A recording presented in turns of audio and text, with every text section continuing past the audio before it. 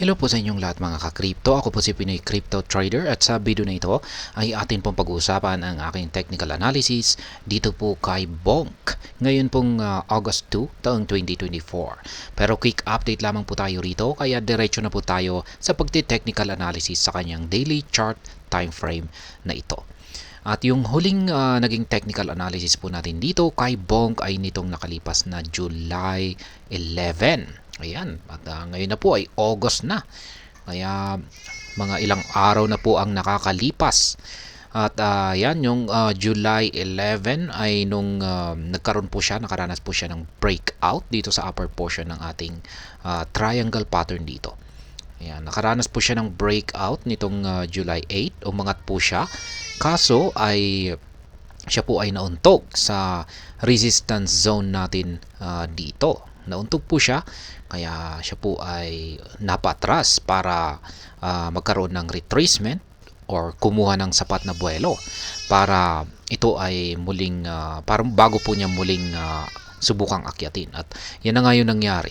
Bumagsak po siya para makaranas ng retracement. At sa pagkakataong ito ay dito na po niya nagawang tagusin or basagin yung resistance zone natin dito. Ayan, umangat po siya. Kasi yung mga sitwasyon kasi na katulad nito breakout ay hindi po madalas na nagresulta ito ng tuloy-tuloy na pag-angat sa presyo. Kung minsan ay nakakaranas muna ito ng isang minor correction or retracement katulad po ng nangyari dito bago po siya magpapatuloy sa kanyang pag-angat sa presyo. Kaya yan. Yun nga lang, at ang problema po rito ay hindi po gaanong sapat yung kanyang bullish breakout para akyatin yung pinakamataas na price target natin base sa ating pattern dito. Sapagkat yung pinakamataas po na price target natin base sa ating triangle pattern na ito ay ang presyong 40 digits 4278. Ito po yan. Yan. Kaso hindi po siya umabot. Halos nandito lamang po siya sa mga kalagitnaan. Kaya ayan, yung nagawa po niyang patamaan na mga nakaabang rito na mga price target natin dito or nakaabang na sell pending orders or take profit ay tanging yung nandito lamang po sa 40 digits 2844 na resistance line.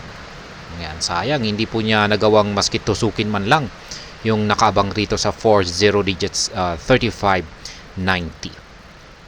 Kaya yan, noong mga nakalipas po na July 16 ay dito po niya nagawang patamaan yung ating take profit dito sa 40 digits 2844. Yan. Nakapag-take profit po tayo rito. Tanggalin na po natin ito. At nung nakapag-take profit po tayo rito ay agad po akong nag-set ng isang buy pending order dito sa support line na ito. Kaya ayan, tinangka po niyang magpatuloy para umangat pero umabot lamang po siya hanggang dito. Ayan, at pagkatapos niyan ay dito na po siya nag-umpisa sa kanyang pagbagsak. At mukhang ngayon ay patuloy pa rin po yung kanyang nararanasan na pagbagsak. Sapagkat mapapansin po natin na ang kanyang Hallsworth indicator ay kakaumpisa pa lamang po na magbago ng kulay. Ayan, mula sa pagiging kulay green ay naging kulay red na. Ibig pong sabihin ay ito pa lamang po yung simula ng kanyang nararanasang bearish momentum or pagbagsak sa presyo.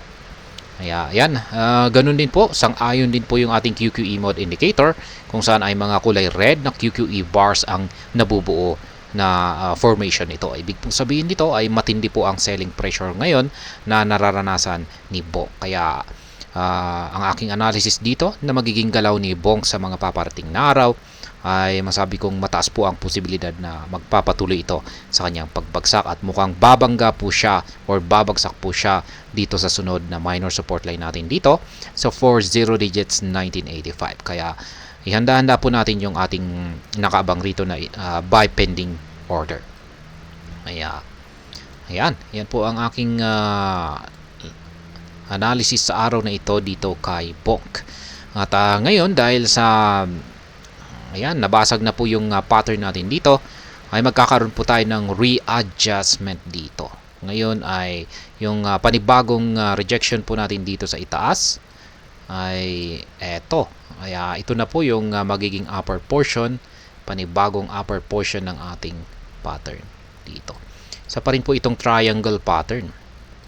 At yung nandito naman yung kanyang lower portion ay extend lamang po natin yan. At yan pa rin po, nananatiling isa pa rin po itong symmetrical triangle pattern. Kaya ayan po siya at naglalaro po sa loob ang market price ni Bonk sa loob ng ating pattern na ito. At ang hinihintay po natin dito ay kung saan na naman po siya makakaranas ng breakout. Kung pag sa upper portion ay syempre angat po siya, kung pag sa lower portion ay babagsak po siya. Pero sa ngayon ay mukhang mauuwi po muna ito sa pagko-consolidate hanggang sa umabot dito sa kanyang dulo. At dito po natin malalaman kung saan po talaga yung kanyang tunay na trend, yung kanyang tunay na magiging trend direction. Kaya ayan, yan po yung mga updated na aking mga live spot trading positions sa pagtitrade dito po kay Bonk. Meron po akong 3 na nakabang rito sa itaas na mga sell pending order or take profit. Yan, nakatapat po sa mga resistance lines natin dito. At meron na rin po akong 3 rito sa ibaba na mga buy pending orders na nakatapat naman po sa mga support line natin dito. Kaya kung gusto po ninyong gayahin ang aking simpleng paraan sa pagtitrade dito kay Bonk, ay ayan, malaya po kayong gawin yan. At para kung sakaling umaangat po itong si Bonk ay sabay-sabay po tayong nakakapag-take profit. At kung pag bumabagsak ay sabay-sabay naman po tayong nakakabili or nakakapag-accumulate. Kaya yan po muli ang aking analysis sa magiging galaw ni Bonk sa mga paparating na araw ay sa tingin ko ay magpapatuloy lamang po ito sa kanyang pagbagsak.